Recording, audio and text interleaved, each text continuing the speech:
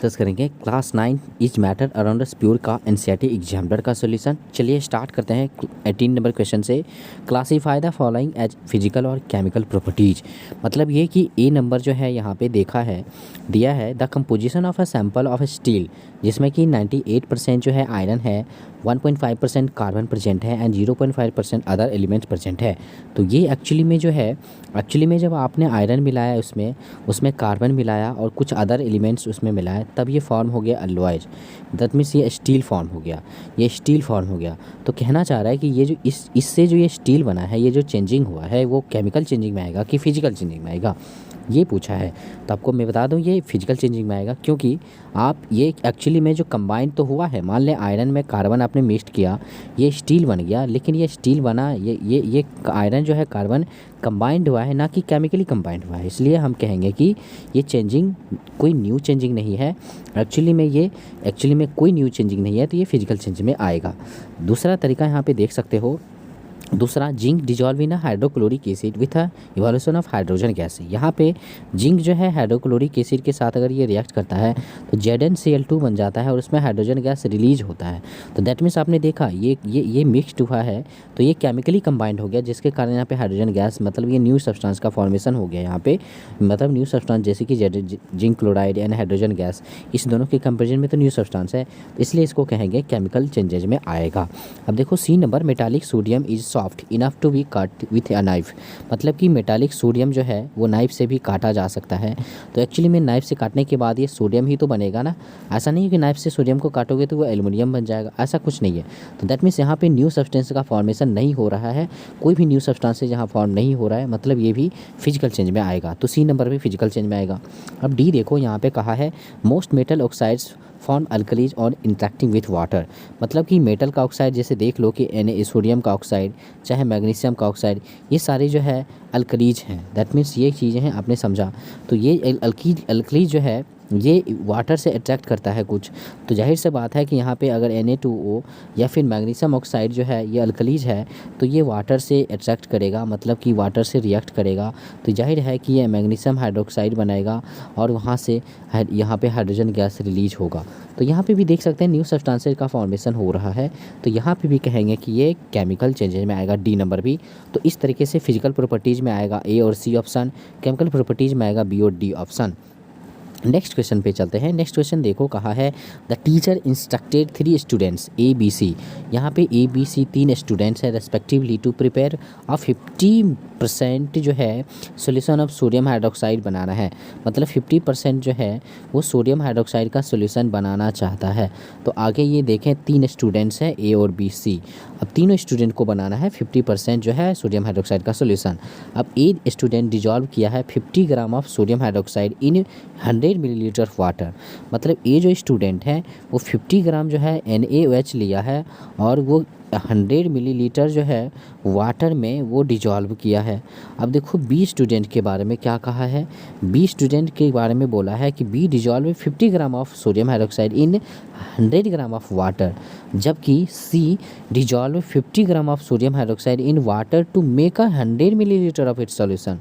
तो यहाँ पे देख सकते हो कि यहाँ पे 100 मिलीलीटर ये सॉल्यूशन बनाना है, यानी सॉल्यूशन का वॉल्यूम दे रखा है 100 मिलीलीटर, बाकी में सॉल्यूशन का वॉल्यूम कुछ ज़्यादा ही हो जाएगा। देख सकते हो अगर यहाँ पे सॉल्यूशन का मास निकालेंगे तो ये दोनों का, ये सॉल्वेंट और सॉल्यूट का मास जोड़ करके 150 ग्राम हो जाएगा सॉल्यूशन का मास। अगर यहाँ पे बात करें तो यहाँ पे सॉल्वेंट का वॉल्यूम दिया हुआ है, तो सॉल्यूशन का वॉल्यूम कुछ ज़्यादा ही आएगा।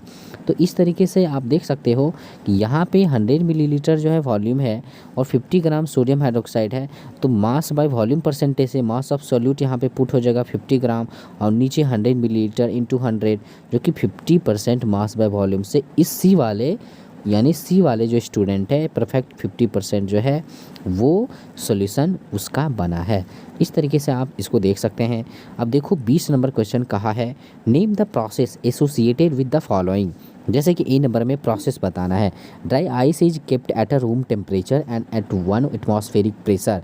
तो वो एक्चुअली में इसमें जो ड्राई आइस है वो एक्चुअली में ये ड्राई आइस जो है जब आप उसको 1 एटमॉस्फेरिक प्रेशर यानी रूम टेम्परेचर पे बस उसको खुले छोड़ देते हो तो वो विलीन हो जाता है, वो गैस में चेंज हो जाता है। तो किस प्रोसेस से?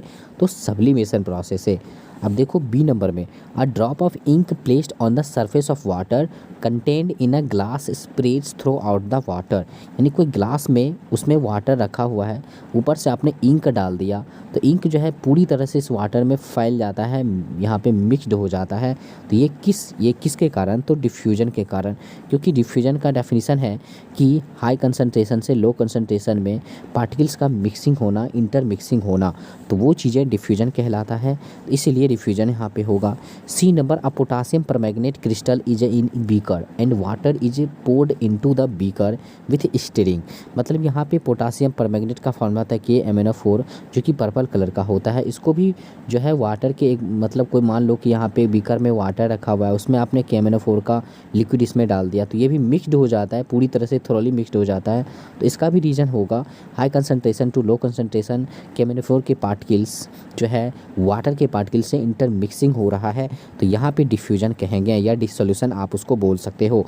D number, a acetone bottle is left open the bottle becomes empty, मतलब एसीटोन जो है एक्चुअली में जब आप किसी बोतल में उसको आप रखते हो तो वो बोतल से एक्चुअली में क्या होता है कि वो एम्प्टी हो जाता है, खाली हो जाता है, उसमें एसीटोन बचता नहीं है। तो ऐसा क्या हो गया, तो इवेपोरेशन हो गया, उसका इवेपोरेट हो गया वो एसीटोन जो है, जब उसको आप खुले छोड़ दिए, और ये भी कह सकते हो कि डिफ्यूज हो गया वो एक तरह से। ई नंबर देखो यहाँ पे, E number, milk is churned to separate cream from it, आप मिल्क को जो है चर्न करते हो किसके लिए, तो क्रीम को सेपरेट करने के लिए मिल्क से, तो ऐसा क्या करते हो, किस प्रोसेस से, तो सेंट्रीफ्यूगेशन प्रोसेस से। आप देखो आगे यहाँ पे F number, settling of a sand when a mixture of sand and water is left undisturbed for some time, मतलब कि अगर आप कोई बीकर में आप सैंड लिए हो, उसमें वाटर भी मिक्सड किए हो, तो उसको बिना कुछ डिस्टर्ब किए हुए बाद में देखते हो तो सैंड जो है सेटल हो जाता है यहाँ पे, है ना, सेटल हो जाता है, तो ये कौन सा प्रोसेस कहलाता है, तो सेडिमेंटेशन कहलाता है, यानी सेडिमेंटेशन प्रोसेस से जो है सैंड सेटल डाउन हो जाता है। और आगे देखो जी नंबर बोला है, find beam of a light entering through a small hole in a dark room illuminates the particle in its path, यानी कौन सा पाथ कहलाता है, तो उसी को कहते हैं स्कैटरिंग ऑफ लाइट, मतलब टिंडल इफेक्ट उसको ही बोलते हैं। अब 21 नंबर देखो, you are given 2 samples of water labelled as A and B. Sample A boils at a 100 degree C and sample B boils at a 102 degree C. Which sample of water will not freezes at a 0 degree C? Comment करें आप। तो that means ये हुआ कि यहाँ पे 2 samples लिया गया है वाटर का, एक सैम्पल वाटर का जिसमें कि उस वाटर का जो है 100 डिग्री सी बॉइलिंग पॉइंट है, और एक वाटर का सैम्पल बी है जिसका बॉइलिंग पॉइंट 102 डिग्री सी है। तो वो चीज़ें आपने देखना है कि एक्चुअली में ये जो ए वाला जो वाटर का सैंपल है वो प्योर वाटर है, क्योंकि प्योर वाटर का ही जो है बॉइलिंग पॉइंट 100 डिग्री सी होगा, ये जो आपको पता है। तो ये इसका मतलब बी जो वाटर का सैंपल है वो प्योर वाटर नहीं है, क्योंकि उसकी बॉइलिंग पॉइंट बढ़ गया, यानी किस अभी ये प्योर वाटर इसलिए नहीं कहेंगे क्योंकि ये प्योर वाटर का 100 डिग्री से बॉइलिंग पॉइंट होता है, अगर ये 102 डिग्री इसका बॉइलिंग पॉइंट है, कहीं ना कहीं बॉइलिंग पॉइंट ज़्यादा है इससे, यानी इसमें इम्प्योरिटीज़ मिला हुआ है, यानी प्योर वाटर बी वाला सैंपल नहीं है। तो यहाँ पे आपको ये पता हो जाएगा कि कौन जो है फ्रीज करेगा 0 डिग्री सी पे, तो जो प्योर वाटर होगा वही 0 डिग्री सी पे क्या होगा, फ्रीज कर जाएगा। तो वो चीज़ें हैं आपको यहाँ पे बोला जाएगा कि कौन फ्रीज, यहाँ पूछा है कि कौन फ्रीज नहीं करेगा, तो जो प्योर वाटर नहीं है, मतलब बी वाला सैंपल प्योर वाटर नहीं है, और जब ये प्योर वाटर नहीं है तो 0 डिग्री सी पे ये फ्रीज भी नहीं करेगा, तो आंसर हो जाएगा बी वाला सैंपल।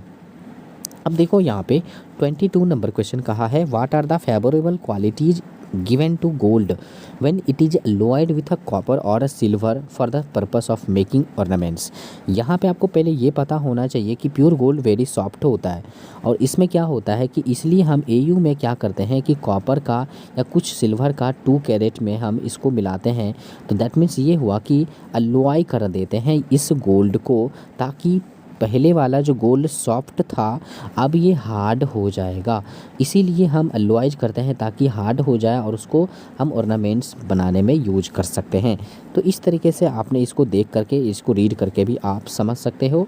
अब 23 नंबर क्वेश्चन देखो, an element is sonorous and highly ductile. आपको पता है कि एलिमेंट जो है सोनोरस प्रॉपर्टी का भी होता है और हाईली डक्टिल भी होता है, जैसे कॉपर आप देख सकते हो, आयरन देख सकते हो, एल्यूमिनियम को देख सकते हो, गोल्ड को देख सकते हो, ये सारे एलिमेंट एलिमेंट है जो डक्टिल भी है और सोनरस प्रॉपर्टी भी शो करता है।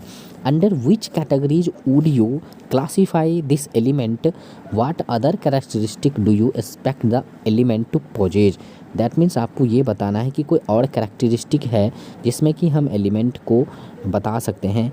तो दैट मीन्स ये देखो, this element is a metal, तो आप देख सकते हो कि मेटल जो है ये मेटल ही ऐसा है जिसमें कि हाईली डक्टिल होता है और सोनोरस होता है। आपको ये पता होना चाहिए क्योंकि एलिमेंट तो एक्चुअली में 3 टाइप का होता है, मेटल होता है, नॉन मोटल होता है और मेटलॉइड्स होता है।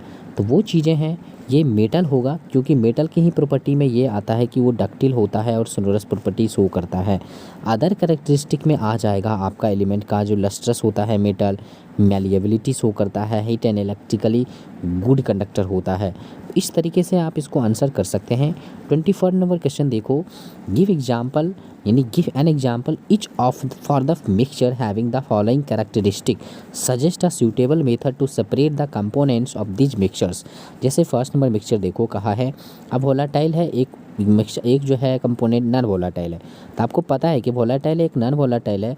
दैट मीन्स इसका मतलब ये हुआ कि अगर हम इसको इवेपोरेट करेंगे तो जो वोलाटाइल है वो वेपराइज हो जाएगा, जो नॉन वोलाटाइल है वो ये सेटल रह जाएगा, बिहाइंड रह जाएगा। तो आप इवेपोरेशन मेथड से इसको ऐसे सेपरेट कर सकते हो।